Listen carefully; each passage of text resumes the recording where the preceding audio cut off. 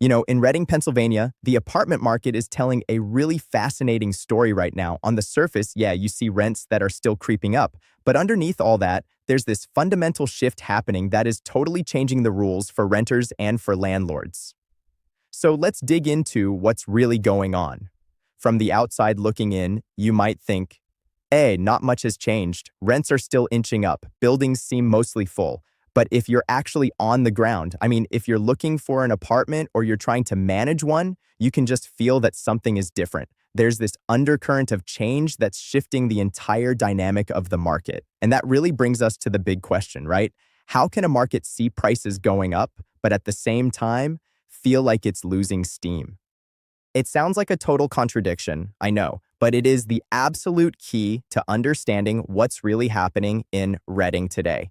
So let's start by unpacking this paradox. To do that, we kind of have to step away from the spreadsheets and the raw data for a minute and really get into what the market feels like on the ground for the people who are living and investing in it.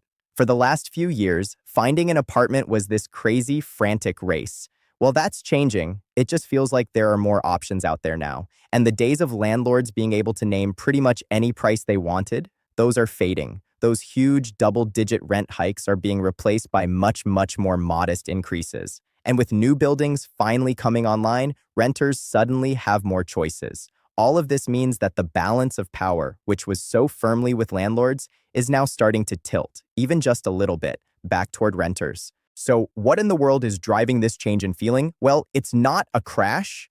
It's not a crisis. It's actually something much, much healthier. A great normalization.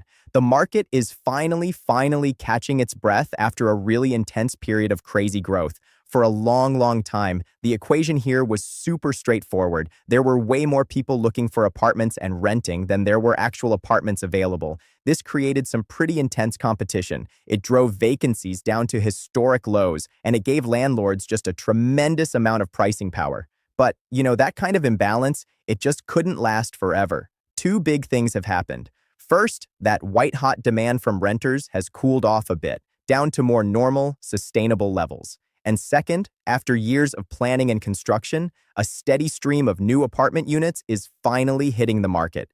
This is that rebalancing act happening right before our eyes. And this is exactly what we mean when we say normalization. It's a return to equilibrium. The market is moving away from a period of extremes and back toward a more balanced middle ground. And that highway analogy, it's perfect. Imagine the gridlock is finally easing up and traffic is starting to flow at a normal pace again. Sure, it might feel slow compared to being at a total standstill, but it's actually a much healthier state for absolutely everyone involved. We can actually visualize this turning point. Just imagine for a second what this shift in momentum would look like if we put it on a chart. It's a really powerful way to understand the story that's happening beyond the headlines. Okay, so this slide here is really just a concept. Imagine we plotted the rate of rent growth over the past few years. You'd see a line climbing steeply, right? Just going up and up year after year as rents accelerated. But then, more recently, you'd see that line dramatically flatten out. Now, it's not falling off a cliff, but that upward acceleration has clearly stopped. That flattening, that is the turning point we're in right now. This is the visual proof that the market has shifted gears. That period of rapid, almost panicked growth is behind us. We are now entering a totally new phase, one that's going to be defined by stability, by competition, and by a much more measured pace. But here's the thing, this normalization isn't a uniform story across the entire city. To truly understand this market, you have to see that Reading is really a tale of two different markets right now, and they're operating under very different pressures. The simple answer to that is no, not at all. A common mistake people make is to think of a city's housing market as just one single thing.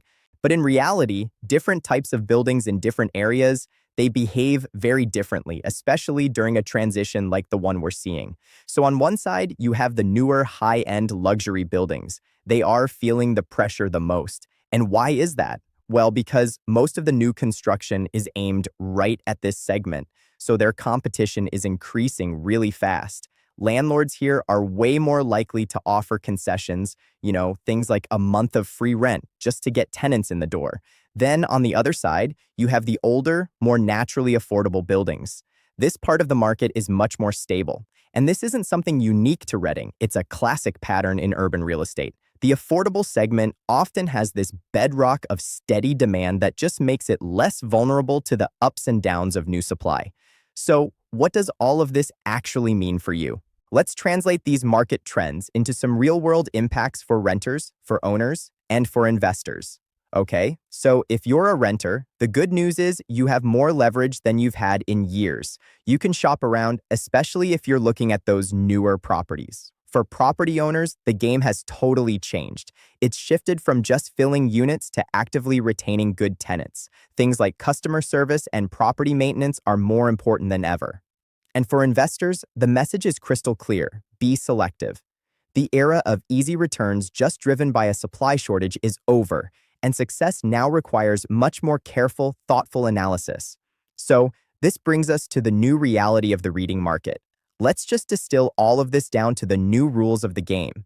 This right here is the single most important takeaway. People who are waiting around for some dramatic crash are completely missing the point. The real story here is a fundamental but orderly transition from an overheated landlord's market to a much more balanced one. Understanding that transition, that's the key to making smart decisions. The strategies that worked 2 years ago, assuming rents would always go up, that any apartment would rent immediately, those are now obsolete. You can throw that playbook out. Today's market rewards patience. It rewards renters who do their homework, and it rewards landlords who focus on quality and keeping their tenants happy. It punishes those who are still operating on the outdated assumptions of the last cycle. And so, that leaves us with a final thought to consider. Now that you can see this shift happening from a frenzied market to a more balanced one, how does that change your approach? Whether you're renting, owning, or investing, recognizing this transition is your biggest advantage. So what's your next move?